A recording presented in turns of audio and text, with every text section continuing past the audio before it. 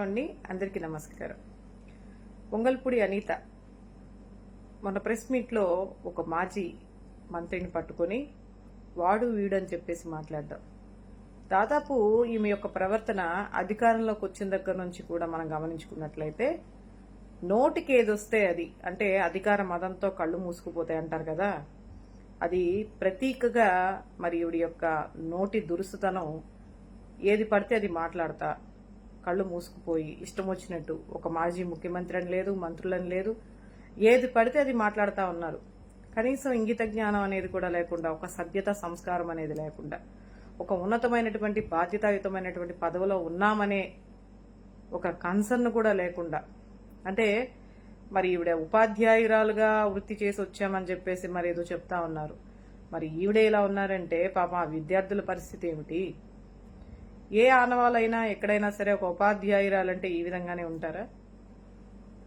ఈరోజు పైగా రాష్ట్రానికి హోంశాఖ మంత్రి ఎంత హుందాగా ప్రవర్తించాల్సింది పోయి నోటికి ఏదొస్తే అది చిల్లరగా, వ్యంగ్యంగా, వెకిలిగా వాడు వీడని చెప్పేసి సంబోధించి మాట్లాడడం ఈమె యొక్క సభ్యత సంస్కారానికి ఒక ప్రతీకగా కనిపిస్తా ఉంది.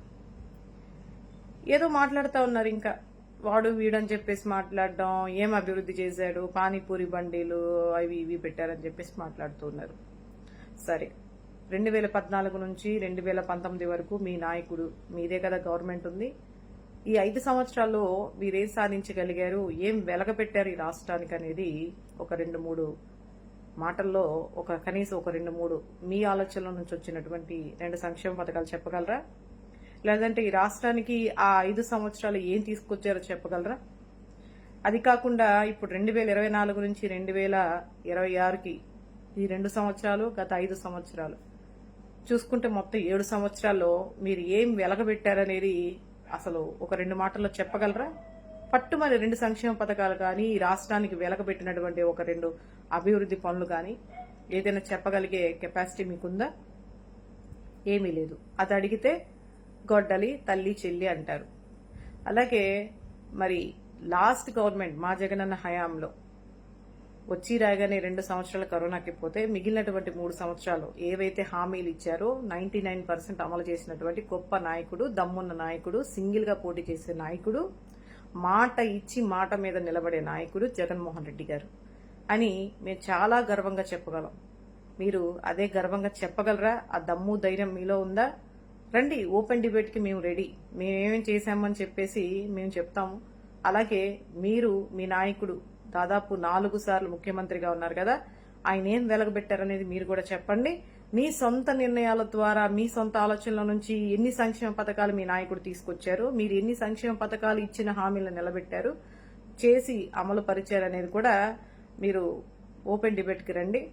అంతేకాకుండా ఇంకా ఏదో మాట్లాడుతూ ఉన్నారు, గుడ్లు పగల కొట్టడం మాకు బాగా తెలుసు అన్నారు. ఆ విషయం మాకు కూడా బాగా తెలుసు. మీకు గుడ్లు పగల కొట్టడం బాగా తెలుసు, హంతకులకి పెరోలు ఇవ్వడం బాగా తెలుసు, అలాగే పొద్దున్న లెగుస్తే పచ్చి అబద్దాలు ప్రచారం చేయడం బాగా తెలుసు అన్న విషయం అందరికీ తెలుసు.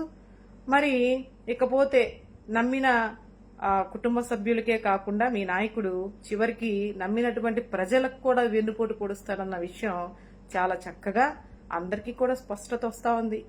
కాబట్టి ఒక హుందాగా, ఒక మంత్రిగా మీరు ఏ విధంగా, ముఖ్యంగా అందులోనూ మహిళ, ఒక హుందాగా ప్రవర్తిస్తే మాకు కూడా బాగుంటుంది. ఎందుకంటే మీరు ఇలా రెచ్చగొట్టే ప్రయత్నాలు చేసి వ్యంగ్యంగా వెక్కిలి చేష్టలు చేస్తూ ఉంటే ప్రతిసారి కూడా మేము కూడా మా హద్దులు దాటి ప్రవర్తించాల్సినటువంటి అవసరం అయితే ఉందని అనుకుంటూ ఉన్నాం.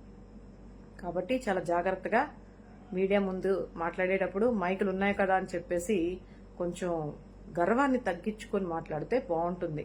అది మహిళకి అందం కూడా. పైగా మీకు ఒకవేళ కనపడకపోతే, మేము చేసిన అభివృద్ధి సంక్షేమ పథకాలు మీకు కనపడకపోతే, వినపడకపోతే, ఆ చెవులకి ఆ కళ్ళకి మేకప్ తగ్గించుకుంటే స్పష్టంగా కనిపిస్తాయి, వినిపిస్తాయి కూడా. ఓకేనా?